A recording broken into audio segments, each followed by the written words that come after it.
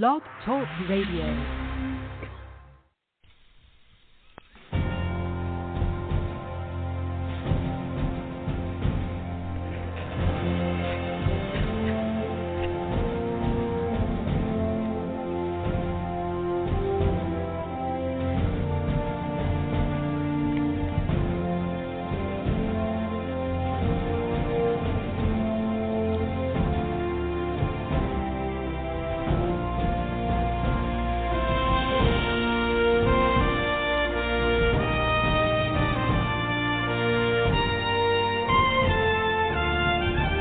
Welcome, ladies and gentlemen, to the Medlock Post radio show. This is where we educate, entertain, enlighten, and empower. The views and opinions on the Medlock Post radio show are those of the host and guests. They are not necessarily the views and opinions of Blog Talk Radio, Spreaker.com, its corporations, affiliates, or any other podcast streaming services. Thank you for joining the show today, and here is your host, Richard G. Medlock.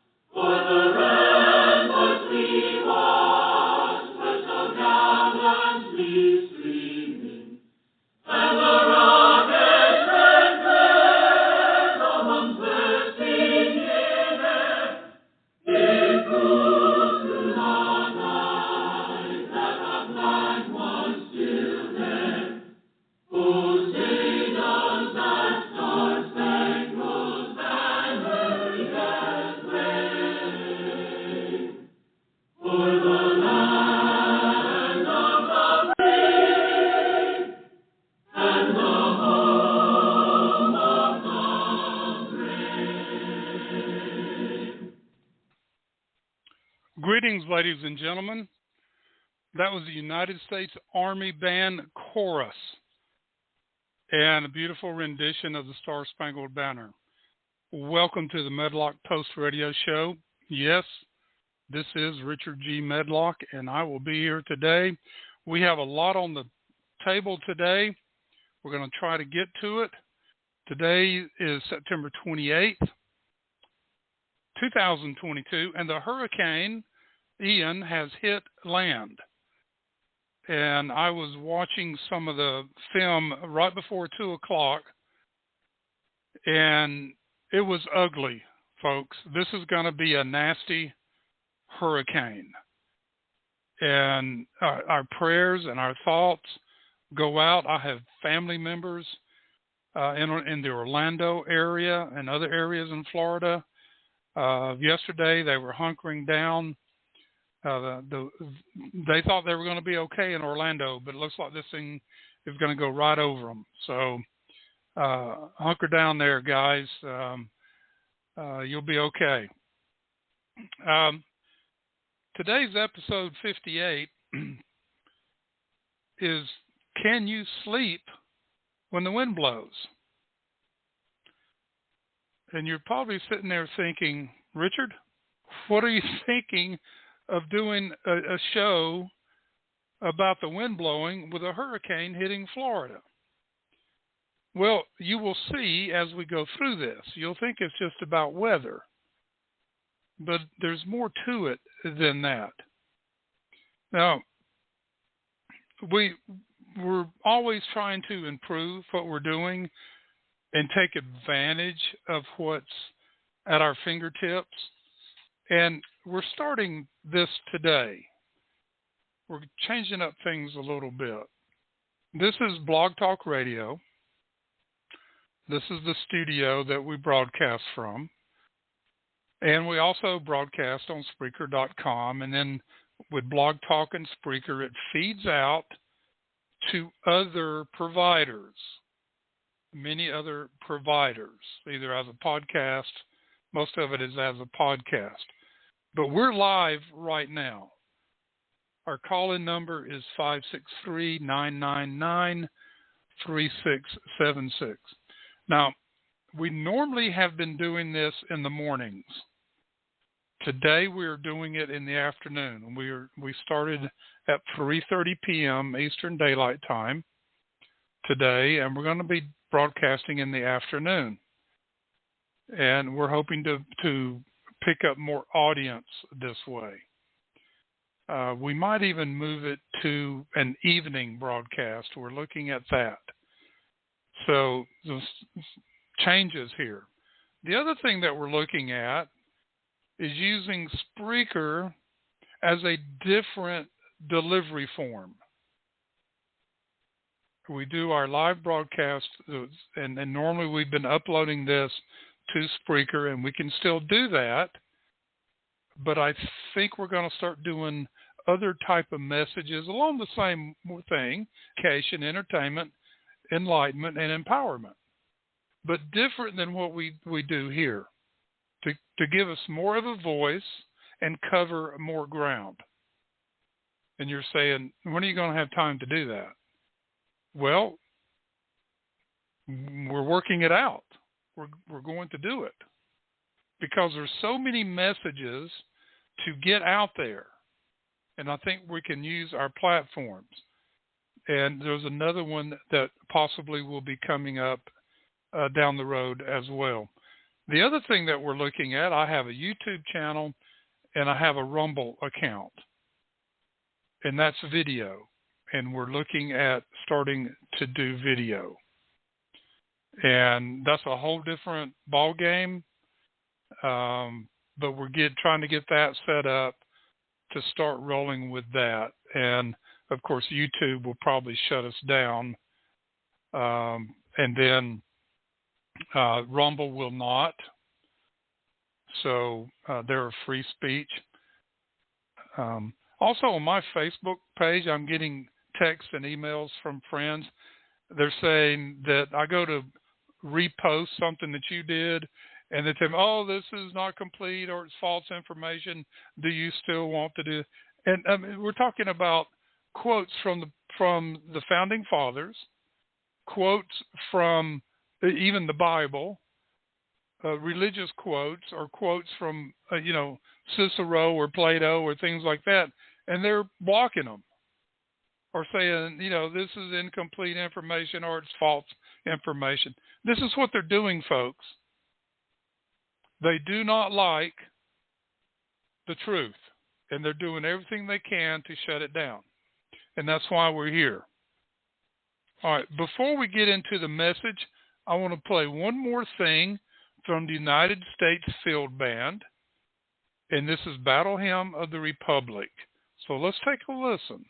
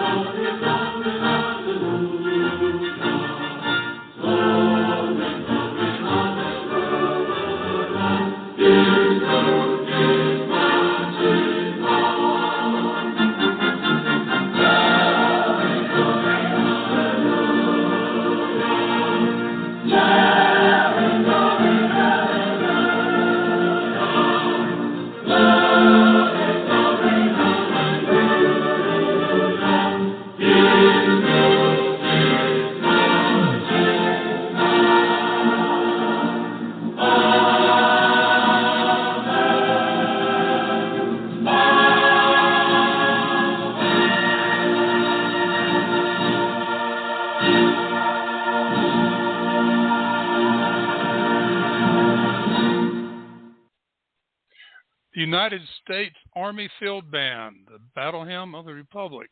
That'll get your blood going. It will. All right. So you've got the Star Spangled Banner and the Battle Hymn of the Republic, and we're going, folks, because there is a battle going on. Now, years ago, a farmer owned land along the Atlantic seacoast. He constantly advertised for hired hands. Most people were reluctant to work on farms along the Atlantic. They dreaded the awful storms that raged across the ocean, wreaking havoc on the buildings and crops. As the farmer interviewed applicants for the job, he received a steady stream of refusals. Finally, a short, thin man, well past middle age, approached the farmer. "Are you a good farmhand?" the farmer asked. "Well, I can sleep when the wind blows," answered the little man. Although puzzled by this answer, the farmer, desperate for help, hired him. The little man worked well around the farm, busy from dawn to dusk, and the farmer felt satisfied with the little man's work. Then one night the wind howled loudly in from offshore. Jumping out of bed, the farmer grabbed a lantern and rushed next door to the hired man's sleeping quarters. Farmer shook the little man and yelled, "Get up, a storm is coming. Tie things down before they blow away." The little man rolled over in bed and said firmly, "No, sir, I told you I can sleep when the wind blows." Enraged by the response, the farmer was tempted to fire him on the spot. Instead, he hurried outside to prepare for the storm. To his amazement, he discovered that all the haystacks had been covered with tarpaulins. The cows were in the barn, the chickens were in the coops, and the doors were barred. The shutters were tightly secured. Everything was tied down. Nothing could blow away. So what's the lesson from this story? The farmer then understood what his hired man meant, so he returned to his bed to also sleep while the wind blew. When you're prepared spiritually, mentally, and physically, you have nothing to fear. Can you sleep when the wind blows through your life? The hired man in the story was able to sleep because he had secured the farm against the storm. Hurricane Ian is pounding the state of Florida as we speak. Yes, we can talk about sleeping when the wind blows from a Mother Nature storm. What are some other storms in our lives that we need to be prepared for so we can sleep? Right now, we have the storms of chaos, division, fear, hatred, and violence. We have the storms of federal and state governments stepping outside the constitutional authority given to them by we, the people. We have the storm of an economy in recession and high inflation eating away at our income and savings. We have the storm of a justice system that favors those of one political persuasion over another political persuasion. We have the storm of big tech that curtails free speech. We have the storm of public education that is indoctrinating our children to hate America and pervert their way of thinking about who they are as an individual. We have the storm of a mainstream propaganda machine that follows a false dogma template and narratives that favor the Marxists running the government at this time.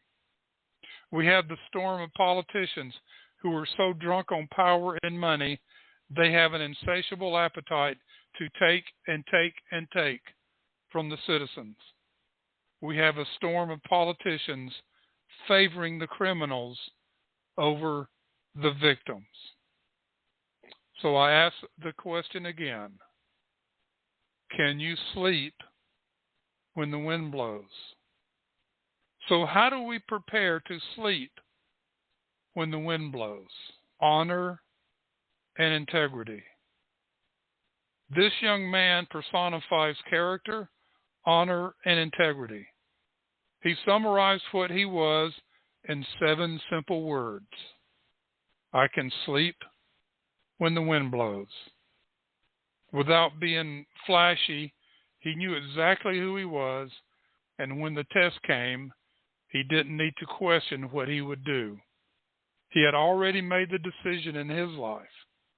Regardless of the circumstances, he would be prepared. His word was his bond. So let's talk today about what it means to be able to sleep when the wind blows.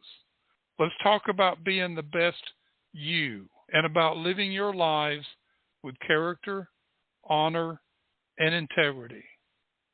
Harry Potter's mentor, Albus Dumbledore, said, quote, "It is not our abilities that show what we truly are. It is our choices." Unquote. Another saying teaches, quote, "Respect and goodwill are earned by many fine performances and lost by one bad act." Unquote. Speaking of character, it reminds me of the words of Rudyard Kipling in his wonderful poem entitled If. This was written to his son.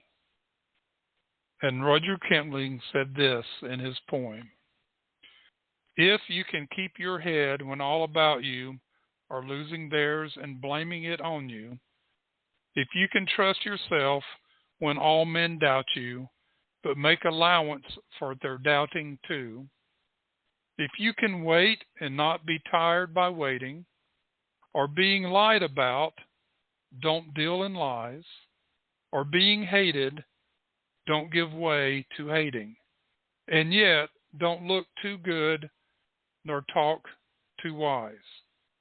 If you can dream and not make dreams your master, if you can think and not make thoughts your aim, if you can meet with triumph and disaster and treat those 2 impostors just the same, if you can bear to hear the truth you've spoken, twisted by knaves to make a trap of for fools, or watch the things you gave your life to broken, and stoop and build them up with worn-out tools, if you can make one heap of all your winnings and risk it on one turn of pitch and toss, and lose and start again at your beginnings, and never breathe a word about your loss, if you can force your heart and nerve and sinew to serve your turn along after they are gone, and so hold on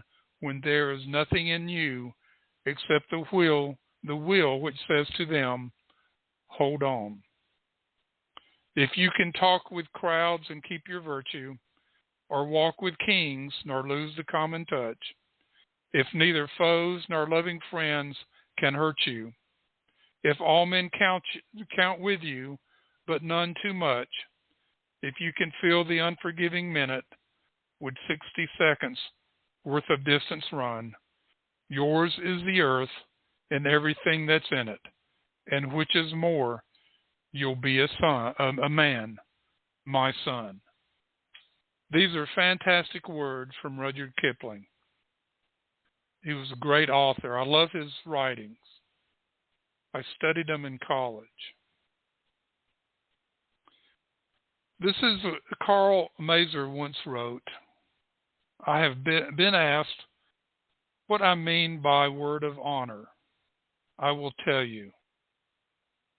Be behind prison walls of stone ever so high, ever so thick, reaching ever so far into the ground. There is a possibility that in some way or another I might be able to escape.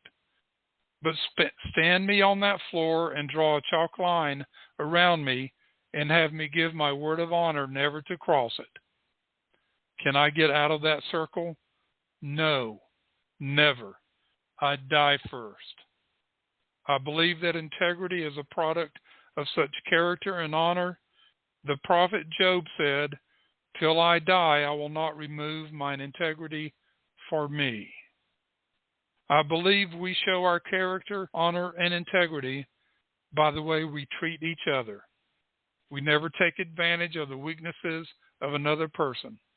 We show integrity when we do what we say and when we act with kindness, treating others as the Savior would. In Matthew 25, verse 40, the Savior taught us, and the King shall answer and say unto them, Verily I say unto you,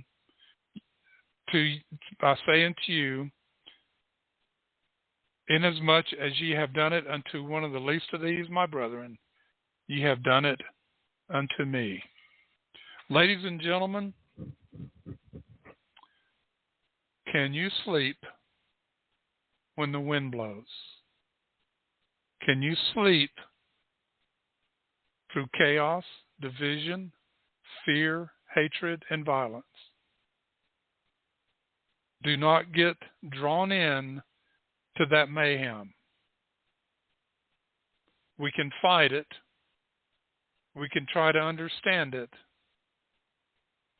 but we don't have to be part of it. And this is the education, enlightenment, and empower we talk about on the Medlock Post radio show. That's our opening monologue. All right, ladies and gentlemen, I didn't get this pulled up, and I'm looking for it right now. Yes, here it is. Let me go over some poll numbers. This is a poll that came out. It was done September 17th to September 22nd. McLaughlin and Associates, National Survey Results. General election likely voters. It covered many, many areas. And you need to understand some of these numbers. Direction of the United States. 33% said we're going in the right direction. 62% said wrong direction. 5% wasn't sure. And I don't know where they've been. But anyway, they break this down in all kind of different categories. East, Midwest, South, and West. And those are kind of mixed results. Voted for Trump. 86% think we're headed in the wrong direction. Voted for Biden in 2020. Only 40% think we're headed in the wrong direction. 52% of people that voted for Biden think the country's headed in the right direction, which is socialism. Okay, voted GOP, 83% headed in the wrong direction. Voted Democrat, 55% headed in the right direction. So you see where they're coming from? So when their fearless leader, Joe Biden, stands up there, they're all with him, or over half of them. That's scary, folks. Let's see. Disapprove of Biden, 92%. Wow. Okay. Republican, 82% disapprove. 35% of Democrats approve of what Biden is doing. Independent, 74% disapprove. Now, that's a key number, folks. Independents. The independents, these are people that have left both parties. And this number is growing. Big time. 74% think the country's headed in the wrong direction. And they disapprove of Joe Biden. These are interesting. When you start breaking this down, it's very interesting.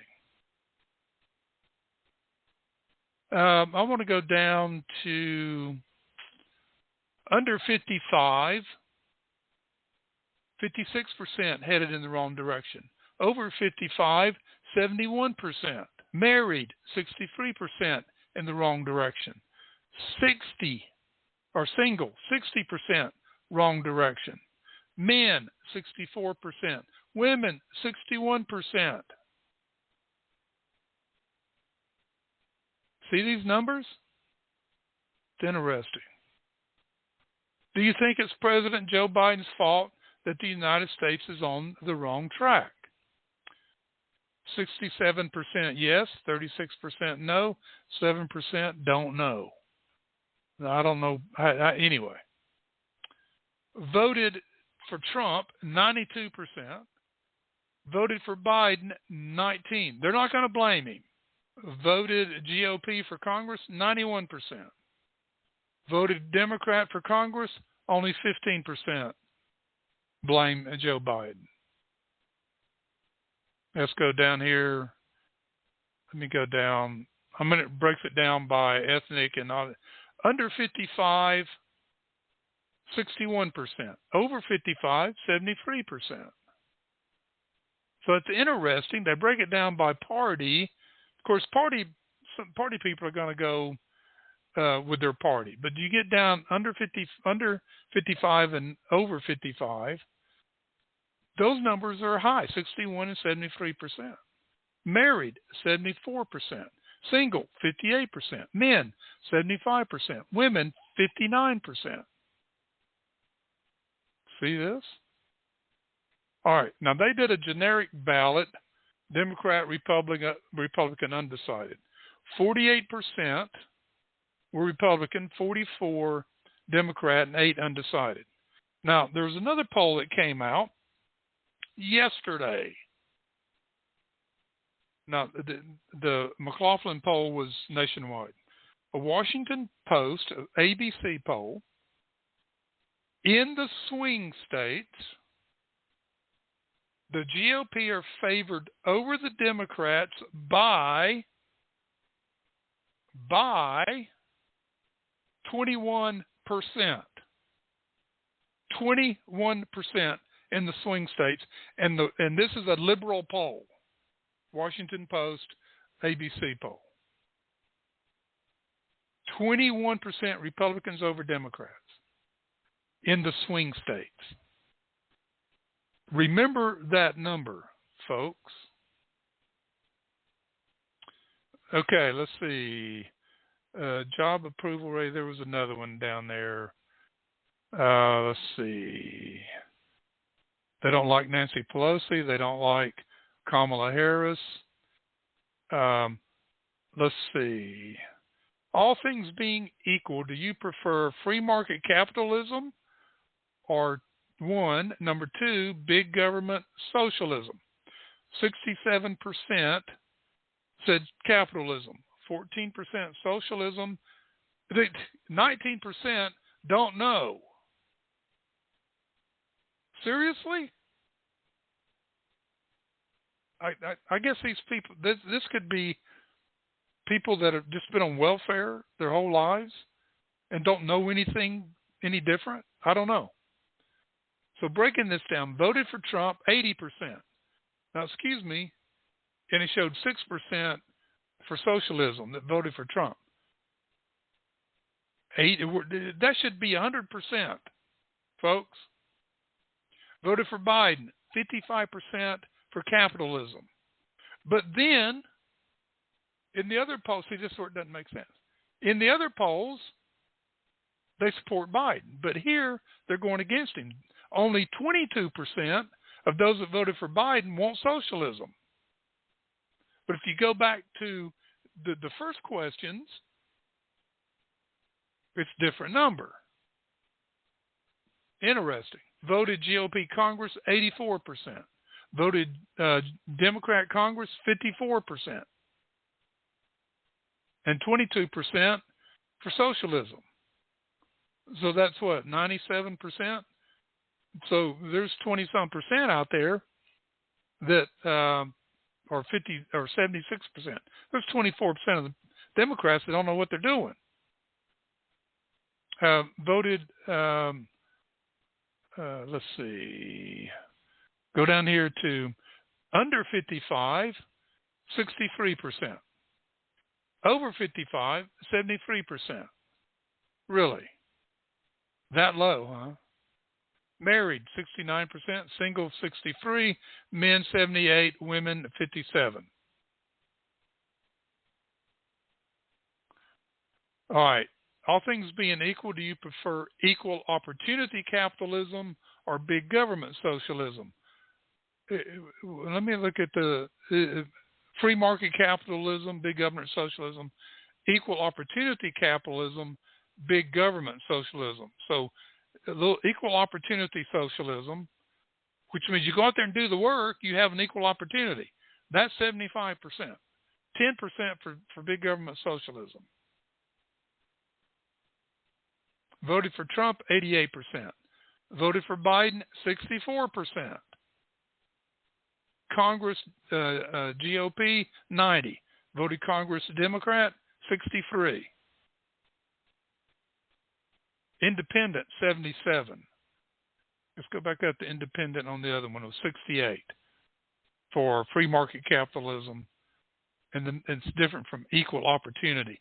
See the wordplay there? Equal opportunity. You create your own opportunities, folks. All right. So this is an interesting poll. It's McLaughlin. Go back up here. McLaughlin and Associates. McLaughlin. McLaughlin and Associates. This is September 17th to the 22nd, in case you want to look that up. It's very interesting, folks. All righty. Let's, I want to go down here.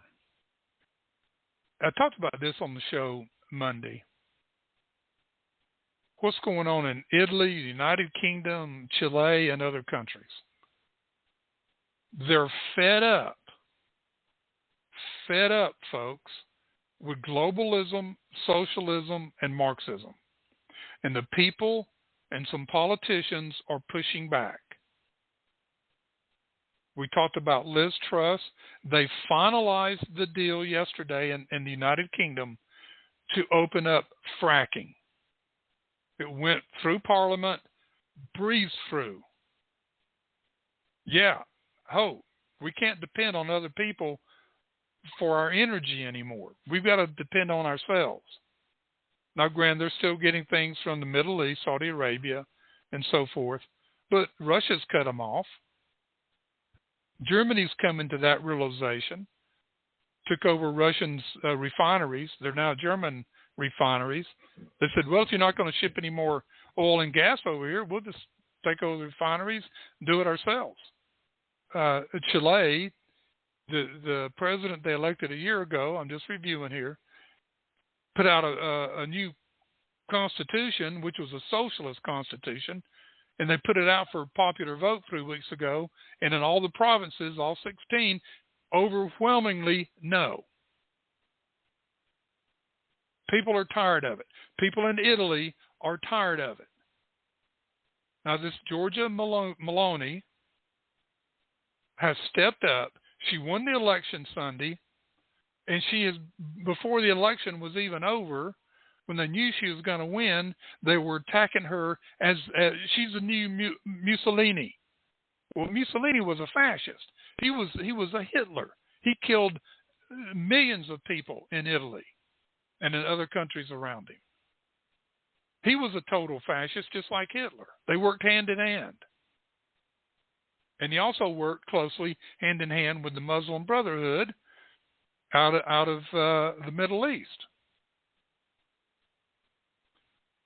So she gets elected. She's being attacked. She's called this far right winger. And guess what? She's not. Then they had to backtrack to Mussolini.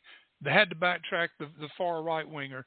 Then they started calling her a fascist, which is the same thing as Mussolini. They've had to backtrack that. And she's come out. But this is kind of interesting. I want you to listen to her. It's in Italian. You can't understand it. But I want you to hear her passion for what's going on. It's 2 minutes, but listen to her passion. Then I'm going to read you what she said. Just listen to this. Potrei farne tante altre di queste domande. A monte c'è quella che ci facciamo oggi: perché la famiglia è un nemico? Perché la famiglia fa così paura? C'è una risposta unica per tutte queste domande. Perché ci definisce, perché è la nostra identità. Perché tutto quello che ci definisce in questo tempo è un nemico, per chi vorrebbe che non avessimo più un'identità e che fossimo solamente schiavi, consumatori perfetti. E allora è sotto attacco l'identità nazionale, è sotto attacco l'identità religiosa, è sotto attacco l'identità di genere, è sotto attacco l'identità familiare. Non devo potermi definire italiana, cristiana, donna, madre, no. Io devo essere cittadino X, genere X, genitore 1, genitore 2, devo essere un numero. Perché quando sarò solamente un numero, quando non avrò più un'identità, quando non avrò più radici, allora sarò lo schiavo perfetto in balia della grande speculazione finanziaria, il consumatore perfetto. E questa è la ragione per la quale... Questa è la ragione per la quale oggi noi facciamo tanta paura. Questa è la ragione per la quale oggi questo appuntamento fa tanta paura. Perché noi non vogliamo essere dei numeri, noi siamo qui per dire che noi non siamo dei numeri, noi difenderemo il valore della persona umana, di ogni singola persona umana, perché ognuno di noi ha un codice genetico unico e irripetibile. E questo, piaccia o no, ha del sacro. Lo difenderemo Dio, la patria e la famiglia, che fanno tanto schifo a qualcuno.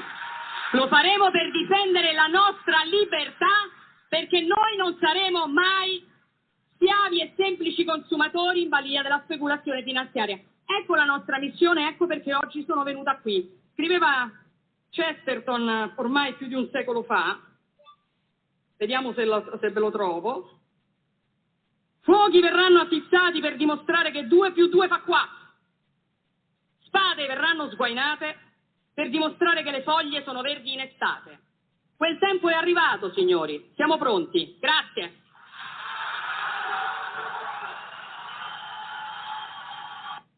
Did you hear that passion? She's fired up. She's got the people fired up. The video on that is viral. You can go see it. Now, she just fiercely defends traditional values, and she's ready to fight. So here's what she said. Why is the family an enemy? Why is the family so frightening? There is a single answer to all these questions: because it defines us, because it is our identity, because everything that defines us is now an enemy for those who would like us to no longer have an identity and to simply be perfect consumer slaves. You get that? Consumer slaves. And so they attack national identity. They attack religious identity. They attack gender identity. They attack family identity. I can't define myself as Italian, Christian, woman, mother. No, I must be citizen X, gender X, parent 1, parent 2. I must be a number. Because when I am only a number, when I no longer have an identity or roots, then I will be the perfect slave at the mercy of financial speculators. Consumer. But we will defend it. We will defend God, country, and family. Those things that disgust people so much, we will do it to defend our freedom, because we will never be slaves and simple consumers at the mercy of financial speculators. Swords will be drawn to prove that leaves are green in summer. That time has arrived. We are ready.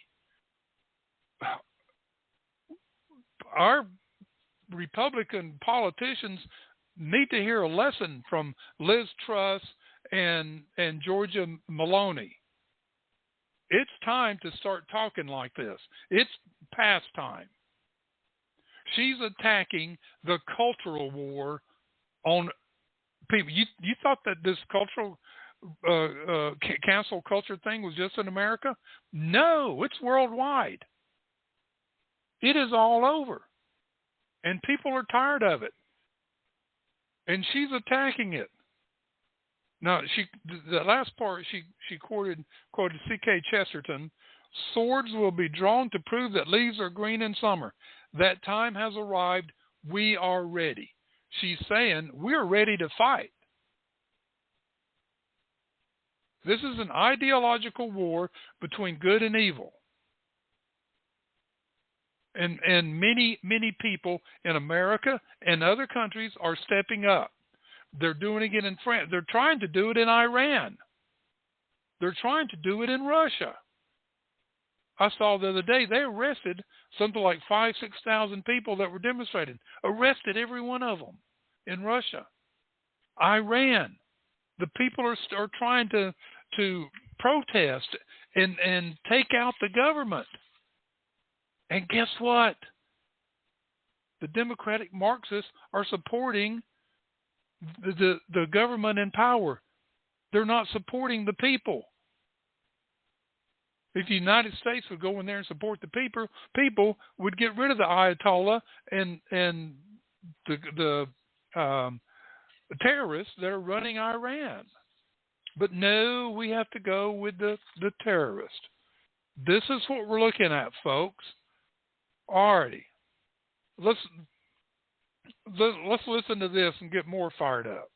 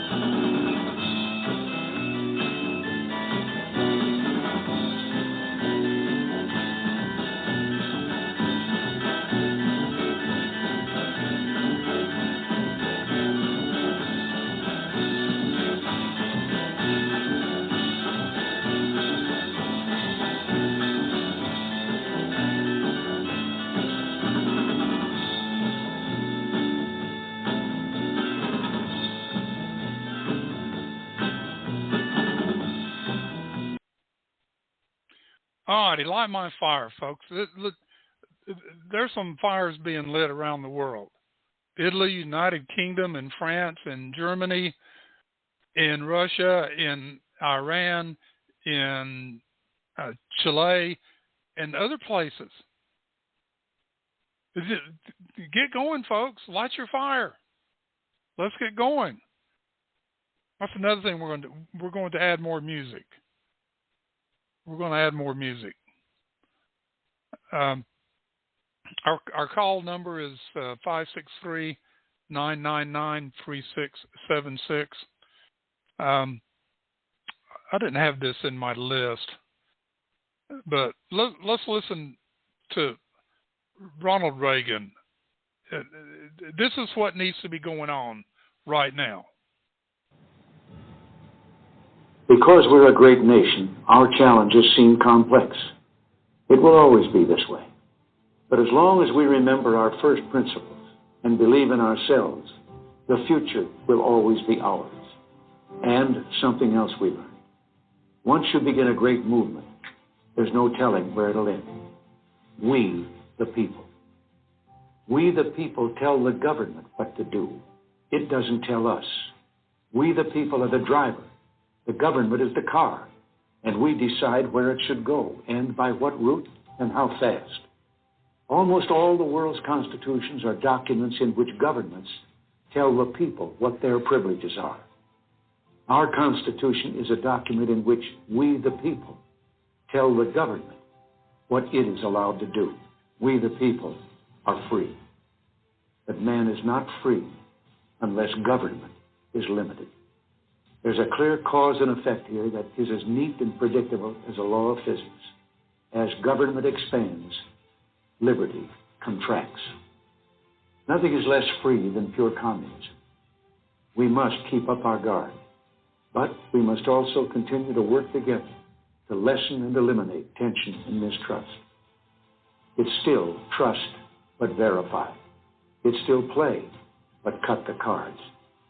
It's still watch closely, and don't be afraid to see what you see. You won every battle with every call you made and letter you wrote demanding action. Well, action is still needed. This national feeling is good. But it won't count for much, and it won't last unless it's grounded in thoughtfulness and knowledge. An informed patriotism is what we want. And are we doing a good enough job teaching our children what America is and what she represents in the long history of the world? We've got to do a better job of getting across that America is freedom. Freedom of speech, freedom of religion, freedom of enterprise, and freedom is special and rare. It's fragile. It needs production. So we've got to teach history based not on what's in fashion, but what's important. Why the Pilgrims came here, who Jimmy Doolittle was, and what those 30 seconds over Tokyo meant. If we forget what we did, we won't know who we are. Let's start with some basics. More attention to American history and a greater emphasis on civic ritual. And let me offer lesson number 1 about America. All great change in America begins at the dinner table. So tomorrow night in the kitchen, I hope the talking begins. And children, if your parents haven't been teaching you what it means to be an American, let them know and nail them on it. That would be a very American thing to do. I've spoken of the shining city all my political life, but I don't know if I ever quite communicated what I saw when I said it. But in my mind, it was a tall, proud city built on rocks stronger than oceans, windswept, God-blessed, and teeming with people of all kinds living in harmony and peace. Goodbye. God bless you. And God bless the United States of America. President Ronald Reagan telling us, we, the people, tell the government what to do. So let's start doing it, folks. Now, this next section, I'm going to have a hard time keeping a straight face. When I saw the headline, I just cracked up laughing. Why? It's so laughable in the face of what just happened in Martha's Vineyard. Remember, Martha's Vineyard is where all gave none and none gave all. They had 50 illegal immigrants shipped into their city, and they went totally berserk. The homeless shelter there would not even let them in, would not even feed them. Oh, we don't have room. Oh, we have a housing shortage. We don't have anywhere to put them.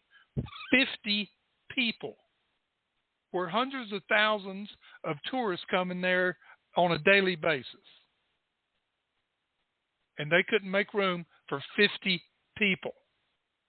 Now, my question is, in one of the richest neighborhoods in America, why do they have a homeless shelter? Why do they have homeless? Think about that. Let it sink in. Why is there a homeless shelter there? Why are there homeless there? Here are these so compassionate, loving, caring people, but they can't take care of 50 immigrants. Called the Army, the military, and got them out of there in less than 48 hours. And who was screaming the loudest? Barack Obama. So this headline reads, Obama suggests, okay, I'm trying to get through this, okay, without laughing.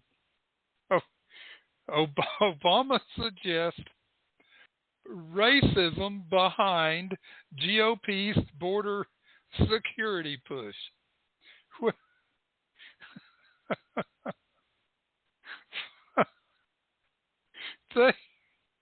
They couldn't stand 50 immigrants being near them. And then they want to accuse the GOP of racism. This is the height, ladies and gentlemen, of hypocrisy. And it's just, I'm losing it. Okay. And, of course, with Obama, everything is about racism. Everything. That's what he lives on. That's what he thrives on. But anyway, he criticized the Republican Party for using toxic and dangerous rhetoric when talking about immigration and border security. Folks, let's talk about toxic and dangerous rhetoric. Who's standing there a few weeks ago calling half of Americans domestic terrorists and fascist and everything else, led to one person being run over by a Democrat, killing a Republican just because he was a Republican. And come to find out, he had nothing to do with politics, but he's dead now. And the guy that ran over him with his car, chased him down, is out on bail, no home. He can go anywhere he wants to. He can drive whatever he wants to. Go run over somebody else if he wants to. But let's go with toxic and dangerous rhetoric. What is that toxic and dangerous rhetoric? You are allowing terrorists tons and tons and tons of fentanyl into this country that's killing hundreds of thousands of people, and you're doing nothing about it. That's the dangerous and toxic rhetoric. They're calling out the garbage that's coming across the border, the threat to America. Continuing with Mr. Obama. I'm waiting to get cyber attacked here anytime. Right now, the biggest fuel behind the Republican agenda is related to immigration and the fear that somehow America's character is going to be changed if, he said, oh, you hanging on? People of darker shades, there are too many of them here, Obama said.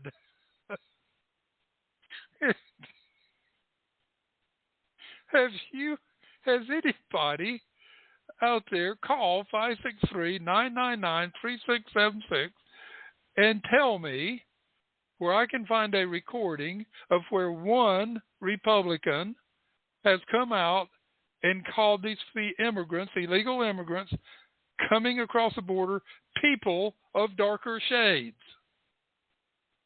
It's not there, folks. It's not happening. Here, okay, let me finish it, and then Obama continues. I wish I could be more euphemistic. I don't even know if he knows what that word means. He probably just read it off a teleprompter.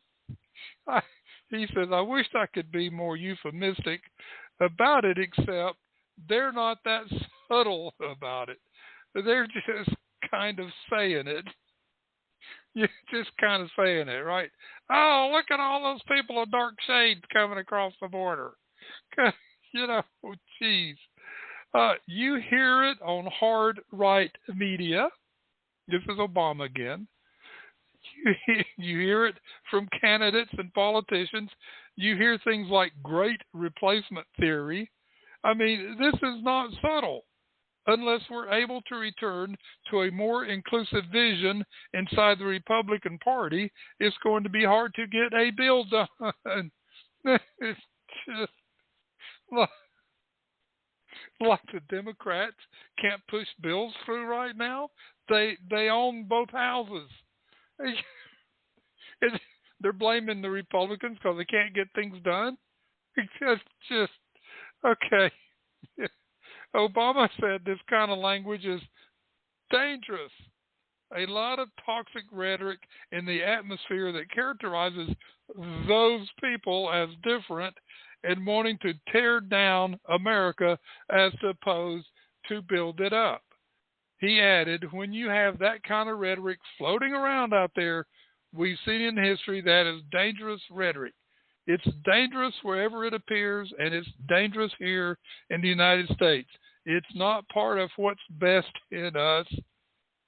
It's not a part of what makes this country exceptional. Now, folks, if you haven't realized now, Obama just described the Democratic Marxists.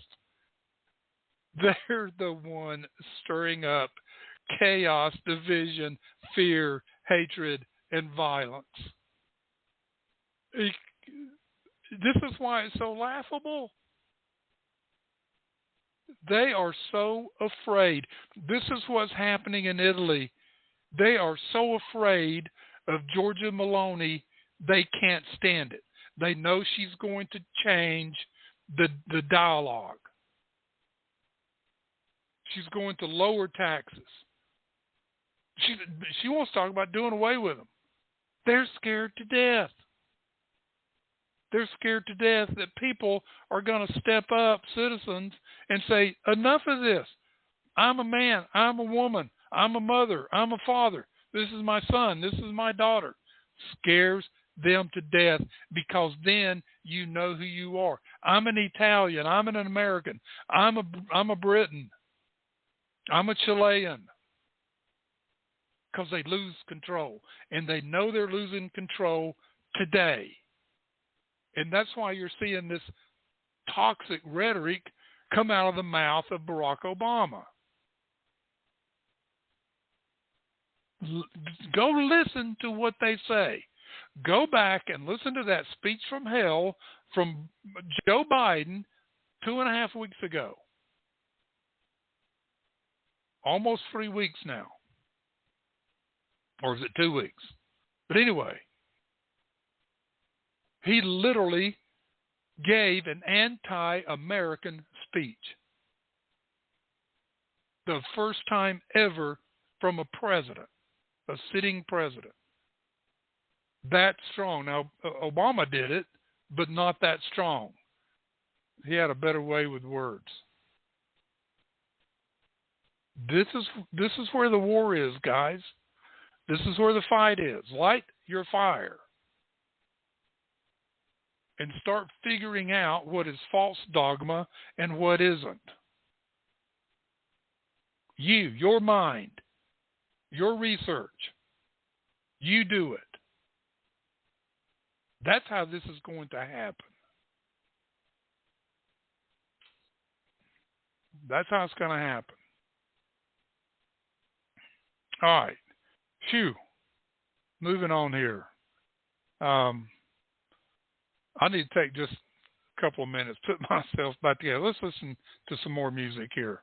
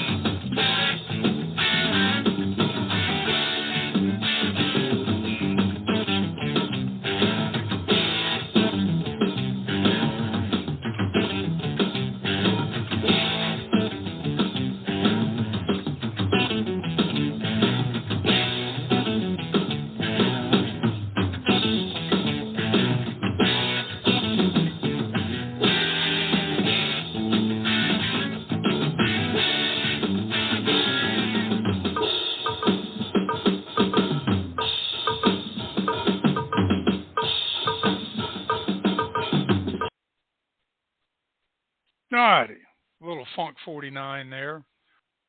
Funk number 49. That's not funk music. I mean, that's upbeat, going after it music. And that's what we are today. We're upbeat. We're fired up today, folks. We got to get this message out. And many people are doing this. Now, I appreciate the shows that talk about emotional things and all that, but you know what? We got to get away from emotion. That's what they did. They started years ago with this political correctness, getting you to think emotionally instead of using common sense and reason. And we've got to get back to common sense and reason. All right. Ayn Rand, who you know is one of my favorite authors, government help to business is just as disastrous as government persecution. The only way the government can be of service to national prosperity is by keeping its hands off. Unquote. That is correct. Keep your hands off government. Get out of the way. Now, Frederick Bastiat, the state is that great fiction by which everyone tries to live at the expense of everyone else. Unquote. Now, why am I reading those things?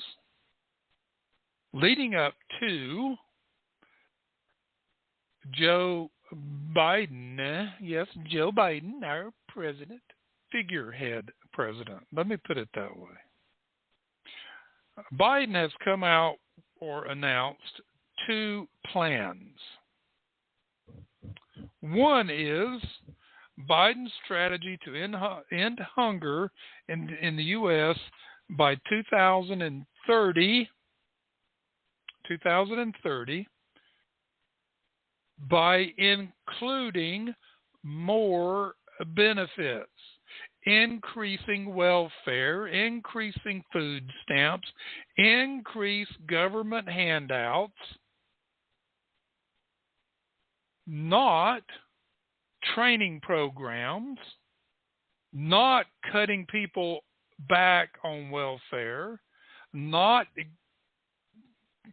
taking their extra payoffs not to work away, No, by adding to it. That's going to do away with hunger. Well, that's what they said in the Great Society under FDR, and also same thing under Lyndon Baines Johnson with the Civil Rights Act of 1965. Oh, no, we're going to solve all the problems. Excuse me, 1964. We're going to solve all the problems.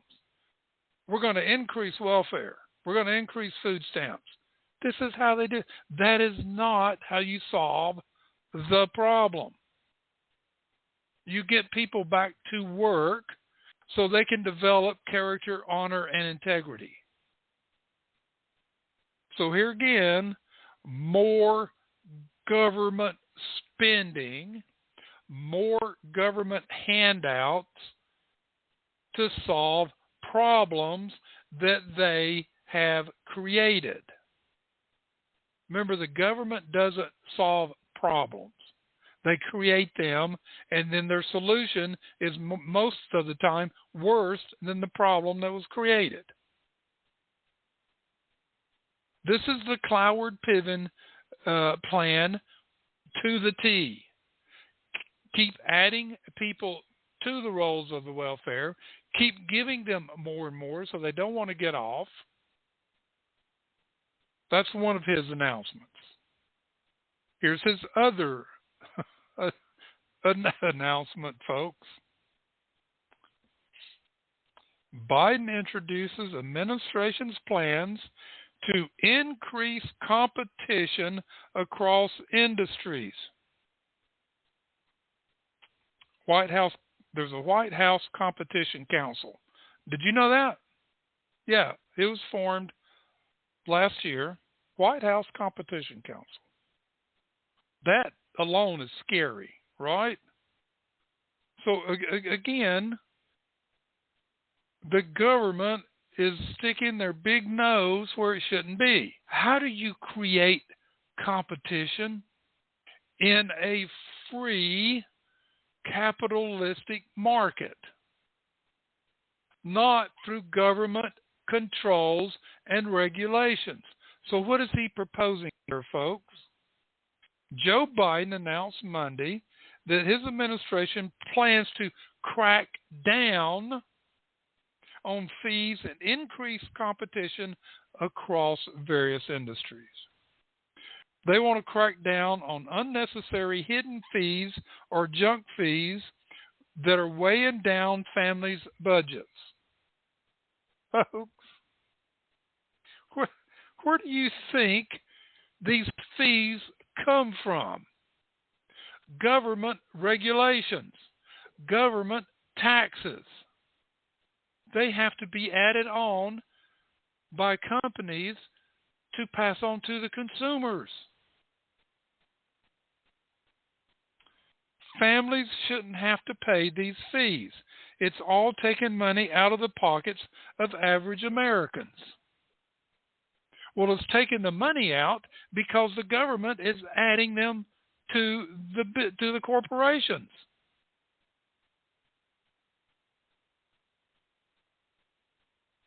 And then the Biden administration, they want to promote competition with a goal of lowering prices for consumers and raising the wages of workers and encouraging innovation in the economy. That's an oxymoron, folks.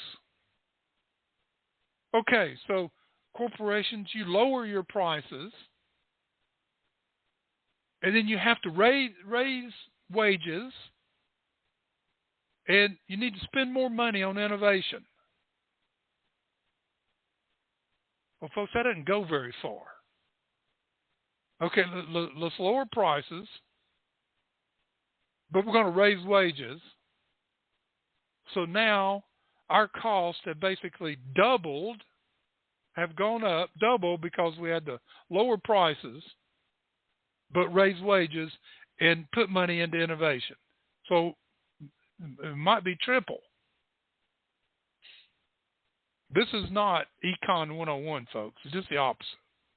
This is Marxism 101. The president said we made some real progress in instituting Marxism. All right, Biden called out banks for charging overdraft fees on checking accounts, late fees for credit cards, hotel processing fees, and termination fees charged by cell phone and internet providers. Folks, so what the Biden administration, the government, wants to happen is you can go out there and write all the bad checks you want, and the bank can't charge you for it. But they've got to cover the checks. But they will stop covering your checks, folks. If they can't charge a fee to recoup some of their losses, they're not going to cover your bad checks. So if you only have $50 in your checking account and you write a check for $100, oh, the bank will cover it. Bank's not going to cover it now. Whoops, you just wrote a bad check. And that company's going to come after you for that bad check. And they can go down to the police department and file out a fraud complaint, and they can come and arrest you. Now, depending on where you live, nothing will happen. If you live in a blue state or a blue city, no problem, no big deal, we'll see you. Go do it again. But the bank's not going to cover your checks. Oh, but I have overdraft protection. Guess what, folks? The banks will take that protection away. It will not be there anymore. Late fees for credit cards. I don't feel like making my payment this month. I'll wait and send them some money next month. I got something else I want to do. Oh, you're not going to get that massive late fee charge again? Huh. I'm surprised they didn't throw in rents on here. Late fees for not paying your rent on time or your mortgage. But they'll probably get there. They're listening to me. I shouldn't give them ideas, right? So just don't pay your credit card. They're not going to charge you a late fee, according to Joseph Biden. Hotel processing fees. Folks, do you know what the processing fee for a credit card is today? If you're not a business, you don't know that, do you? They have to pay a fee to process that credit card. So if you charge $100, a business has to pay anywhere from 2.5% to 5% of what you charge to the bank, to the credit card company. And some of them could be more. So they don't get $100. They get $100 minus that fee.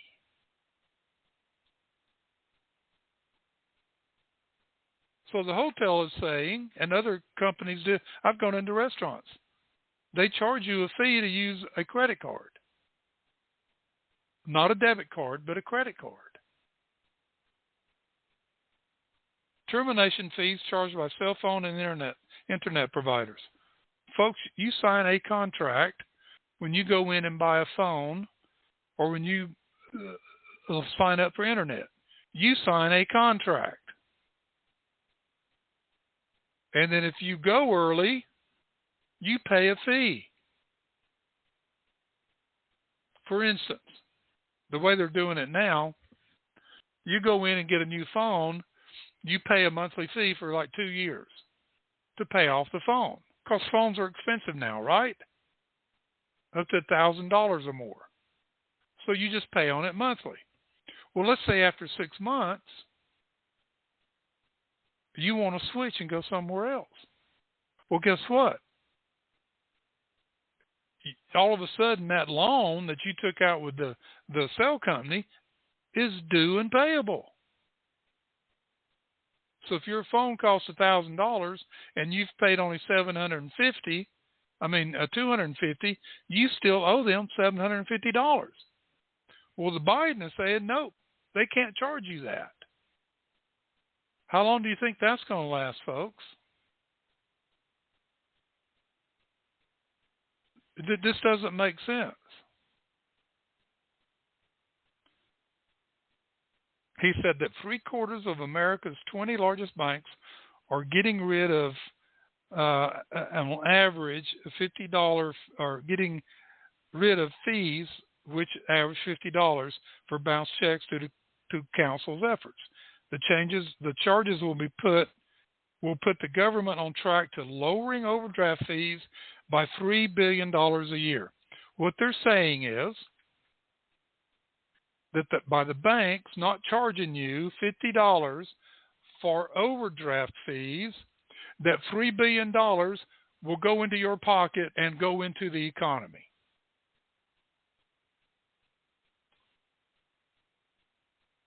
Yeah, I know you're sitting there laughing, right?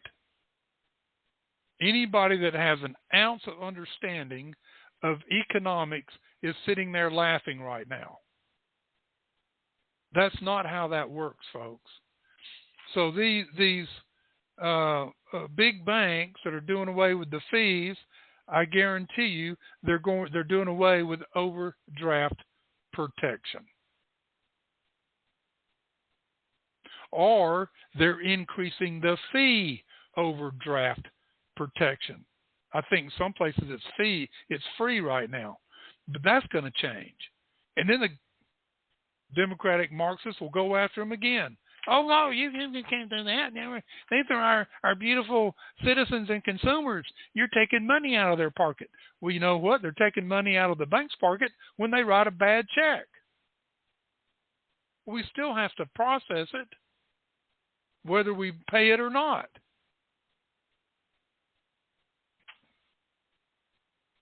This is why we keep saying this thing. Okay, what else are they proposing? Oh, Richard, you're not done with that? No, I am not done with this.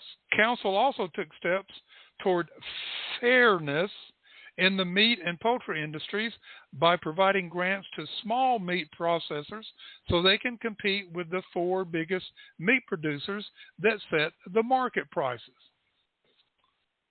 Folks, who sets market prices? In a free market, the market sets it. Supply and demand.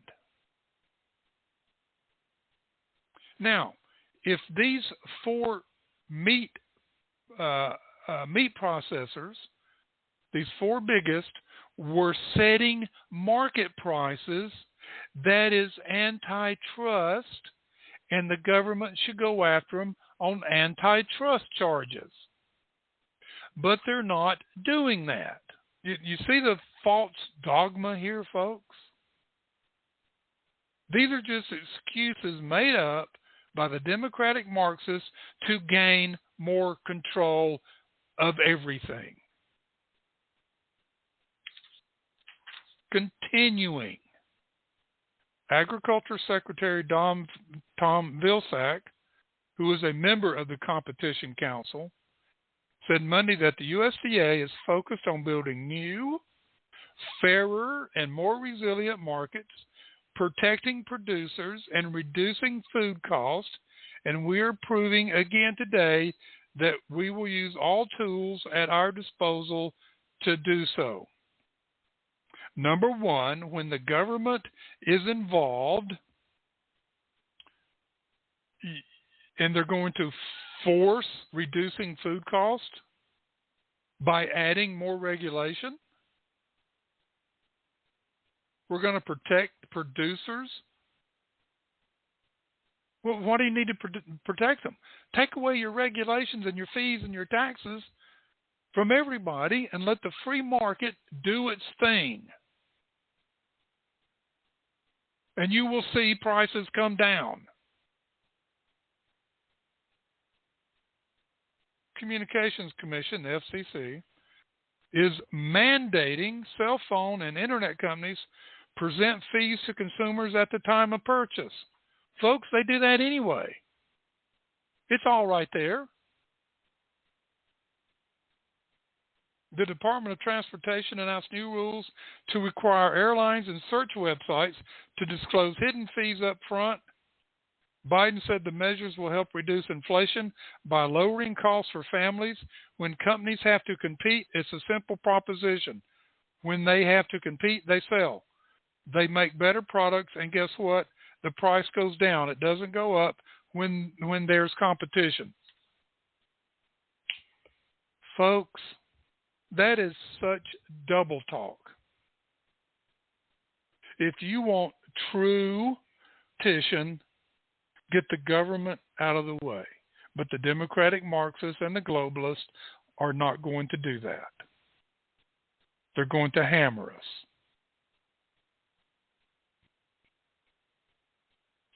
Unfortunately, these government remedies are quite killing the patient. Yeah, the patient. Who's the patient? It's America.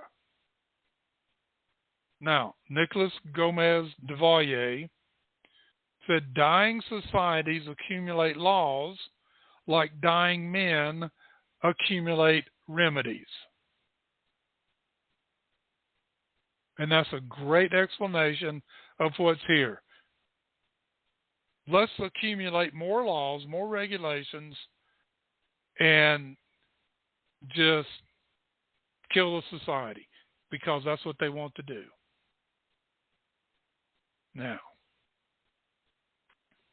what did the founding fathers, what did they say about the role of government in economics? This is the simple form I'm going to give you today. We're going to do a whole episode, or not a whole episode, but we'll do an episode and really cover this. But, hang on, I'm looking at something real quick. Okay, that's what I want right there. All right, so this is what the founding fathers agreed with Adam Smith, the author of Wealth of Nations, that created the wealthiest free market in any country ever in the world. That the greatest threat to economic prosperity is the arbitrary intervention of the government into the economic affairs of private business and the buying public. Historically, this has usually involved fixing prices, fixing wages, controlling production, controlling distribution, granting monopolies, or subsidizing certain products. Granting monopolies, as in green energy. Okay. Nevertheless, there are 4 areas of legitimate responsibility which properly belong to the government. These involve the policing responsibilities of government to prevent 1. Illegal force in the marketplace to compel purchase or sale of products.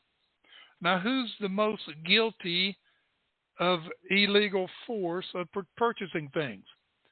Yes, ladies and gentlemen, the government. Obamacare is a great example. Number 2, fraud.